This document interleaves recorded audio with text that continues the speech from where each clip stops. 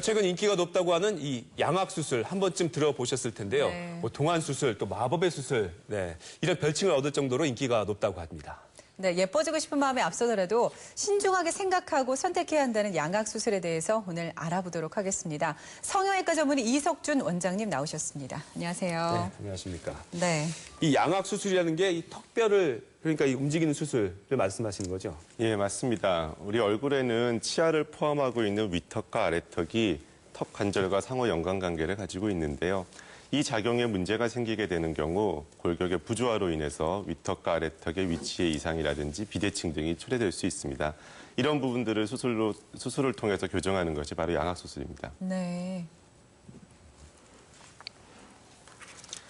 최근 양악수술을 받은 연예인들의 확 달라진 외모 때문에 일반인들도 양악수술에 대해 관심이 높은데요. 일반적으로 턱 골격의 부조화로 인해 턱과 치아에 이상이 생기는 경우, 그러니까 아래턱이 길고 위턱이 상대적으로 앞으로 나오는 하악전돌증, 흔히 말하는 주걱턱이 그중 하나인데요. 예. 한국인의 경우 이 주걱턱의 발생률이 약 15에서 30% 정도 된다고 알려져 있습니다. 또 오른쪽과 왼쪽 골격의 부조화로 생기는 안면 비대칭. 네, 저 사진이군요. 예, 그리고 보통은 윗니가 아랫니를 살짝 덮어야 하는데 이가 맞물리지 않는다거나 아랫니가 윗니를 거꾸로 물리는 부종교합 등이 있습니다. 네. 이 턱의 골격 이상 때문에 심한 경우에는 여러 가지 문제들이 동반이 된다고요? 네, 맞습니다. 심한 주걱턱이나 부종교합을 갖고 있는 분들 대부분 음식물을 제대로 씹지 못하는 저작 기능에 문제가 생기는데요. 예.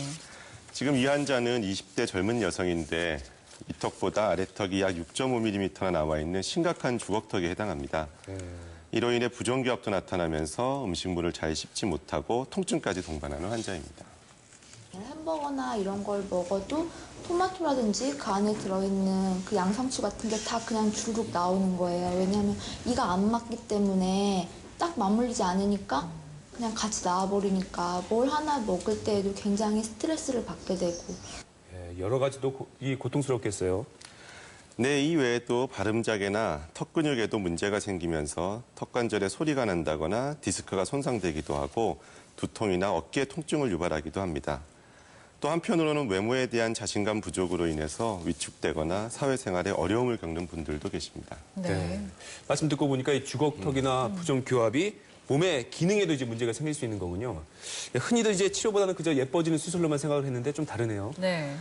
최근 연예인들의 경우 물론 양악수술을 치료 목적으로 받으시는 분들도 계십니다만 이 단순한 미용 목적으로 수술을 받는 경향들이 있거든요. 네. 그러다 보니까 너도나도 양악수술이 단순 성형수술만 비춰지는 게 문제인데요. 아직 성인이 안 된 10대들도 와서 성급하게 양악수술을 받겠다고 상담하는 경우들이 있습니다. 네.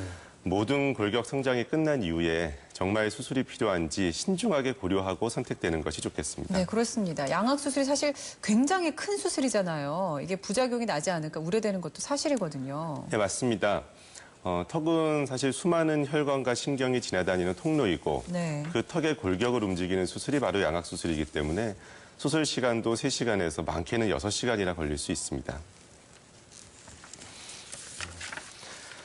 밑턱뼈와 아래턱뼈를 동시에 움직이는 수술이고 전신마취로 진행되는데요. 이때 성형외과 전문의, 교정치과 전문의, 이비인후과 전문의, 마취과 전문의 등이 함께 모여서 수술 중 발생할 수 있는 모든 상황에 대처할 준비가 되어 있어야 합니다. 또 일상생활로의 회복까지도 적어도 한 달이 걸리기 때문에 이 모든 걸 감안해서 선택되어야 합니다. 가장 중요한 건 바로 수술 전이나 후 치아의 교정 치료가 필요하다는 건데요. 턱과 치아 모두 치료하는 것이기 때문에 교정치과 전문의의 협진은 필수입니다.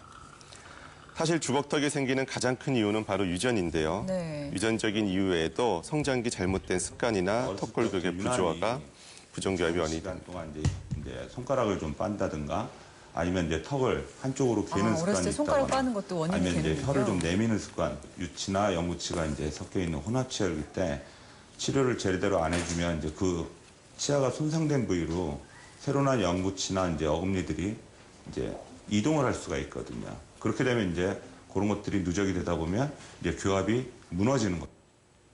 네, 이 성장기 때 습관을 잘못 들이면은 이 턱 골격에 이상이 생길 수 있는 말씀이군요. 예, 턱을 개면 머리의 무게가 온전히 팔에 실리기 때문에 치열이 뒤틀리기 쉬워서 턱이 앞으로 나오는 겁니다. 또 엎드려 자는 자세도 목이 뒤틀리면서 아래턱에 변형을 가져올 수 있고요.